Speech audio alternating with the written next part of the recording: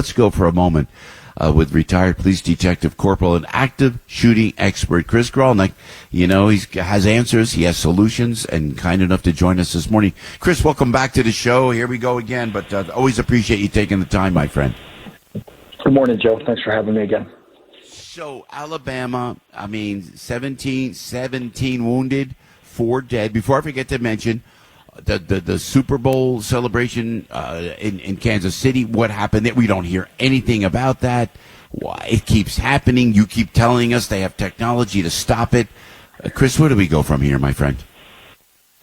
Well, I think the national push has just begun. I think we spoke before about, letting these victims die in vain and just keep repeating the same tragedy and keep talking about it over and over. Does nothing but probably infuriate everyone.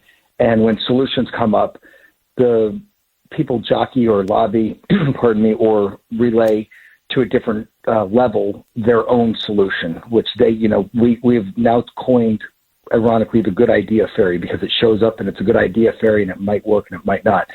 So what we did was we put 700 years of people together, 700 years of experience worth of people together, the true experts.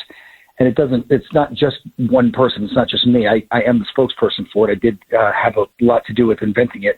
But the people that bring these things together, as you said, the solutions, they work, Joe. And it's angering, right? It's traumatic for you and even me, because I know we've spoken about it before, just to talk about these things. So imagine being the victim or a hangover victim or a victim's family member or relative, and you see another shooting and someone talking about some promise of a gun law is going to save their victim. Well, murder is illegal. So you have murder as a law, and that's not working. I'm not sure that a gun law is going to be the only solution or a solution, and it could be a solution. I don't know. But what I do know is it's up to everyone. The police did a fantastic job at responding with what they had yesterday. And still, how many? 17 shot, 4 killed. The Georgia high school shooting, perfect response by police. 4 killed, 2 kids, 2 teachers, 9 shot.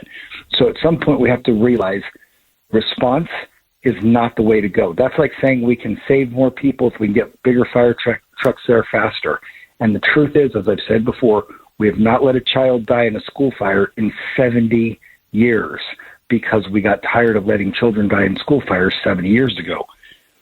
Likewise, while we do have fires and there is tragedy that happens, it's reduced so far because we have a fire code. It's just time we have an all-hazard code. You can call it an active shooter code, an all-hazard code, an active killer code, or a safe child code. It doesn't matter. As long as you have something and those solutions work. Yeah, so first of all, let's walk through what happened. It was Alabama. It was outside. It was a venue outside, and this guy apparently had. Yeah, again, they're going to say he doctored his gun, so he was able to be more of an automatic weapon. But you're absolutely right. And what law enforcement tells me all the time, the bad guys always get the guns. How do you stop that? How do you stop that? How do you track that? And that's an ongoing fight because the bad guys always will get the guns. But how do you? It's tough. You said, let me talk about the technology that you always talk about, Chris, that I love. So do you have to have something on the weapon to detect it, or is there some technology? And I'm going to keep driving this home because people listen to the show, and I've noticed from the experience of doing 10 years on this program, Chris-Grollnek, that people do listen, they hear it, but you have to repeat it 1,000 times. That's the only time they listen. So let's do it. Let's do it for 100th time that you and I have been talking about it. Is there technology that will be able to detect, there's a public outing, and they could detect a weapon on the premises without putting like a detector on the weapon itself? Absolutely, Joe. And let me just tell you, I agree with you 1,000,000%. And remember, we spoke about if the weapon is modified to shoot faster or whatever, and we start focusing on that, that's as ridiculous as somebody hits a pedestrian with a car and they said, well, it has a supercharger. The car still hit and killed the person. A weapon is still going to shoot and destroy the life for sure, but either kill or maim somebody.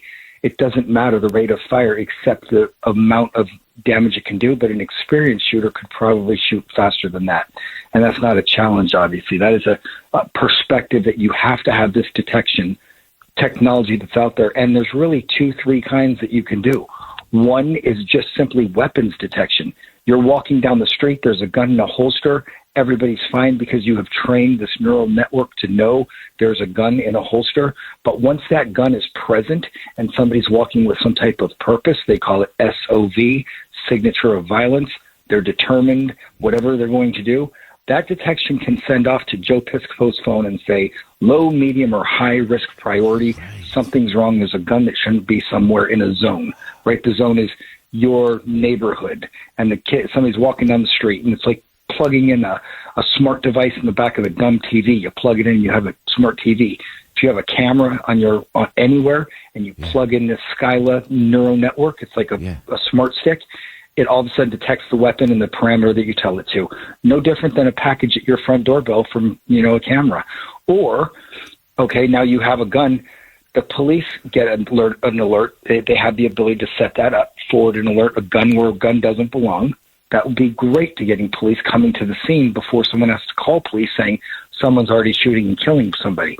Because the story says it was about instant mayhem where, victims started going down, and then the police started responding. And they did a great job, but they don't know where to go. They don't know who has a gun.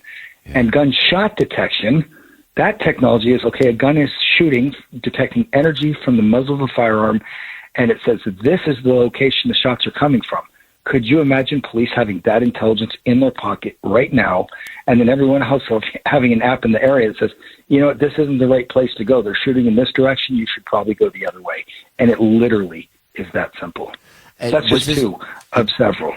Yeah, and you could go to activeshooter.org. Is that right? Do I have that right, Chris-Grollnek, where we can find you? ActiveShooterProject.com. Sure. And I'll throw it out there. No, I love it, man. I love it, and we re-exit out. But before we let you go, sir, was this a targeted shot? Was this apparently they're talking that it was a targeted shooting? They say it's a targeted shooting. I think what, more importantly, to honor the victims and protect futures, that, whether it's targeted, that we're worried about the threat of terrorism or domestic terrorism in this country right now for many reasons that you speak of a lot, or other reasons that we don't know about.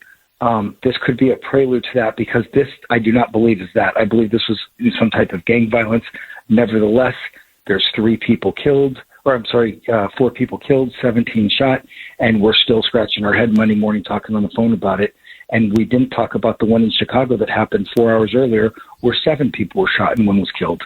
So they just happen so frequently. I appreciate and applaud you for just bringing the attention to it, because we can stop them. It's not a monetary thing. It is a goal, just like fires. Yeah. Now, was this because I've been such a proponent of helping out the folks in stressed areas.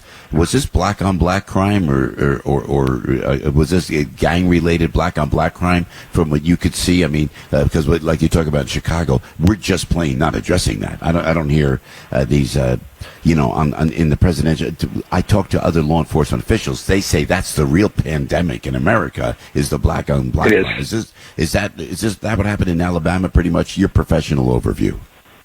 Sure. Statistically speaking, accurate. Maybe a little bit difficult to speak about. However, if we want to save the lives, we have to be honest and candid. That's right. And I would say the area that this shooting happened in, per capita, you could equate it to Chicago, and it's probably a little bit more deadly. So to say that we're not going to hear a lot about it in the news, probably, and for whatever reason, and I decline more interviews than I take, and you're the only consistent one that I really say to, because I trust you. You understand my limitations of, I just want to save the people. I don't care about the other things. But this is important to say we have to treat every shooting the same to draw attention. I applaud you for that. I'm grateful for the opportunity, because we can stop these. We can save people. This isn't about business. It's about saving people. Yeah. Check out X, if you would, at Jersey Joe Piscopo and Chris-Grollnek, and we'll retweet where you can find this. All police departments should listen to Chris-Grollnek, and I really think you could. I'm telling you, come up with solutions every time we chat. And you know what, Chris, we'll keep talking about it, my friend, if we may. We're so pleased with your presence on the airwaves. Thank you, my friend. Thanks, Joe. Take care, sir. You too, Chris-Grollnek.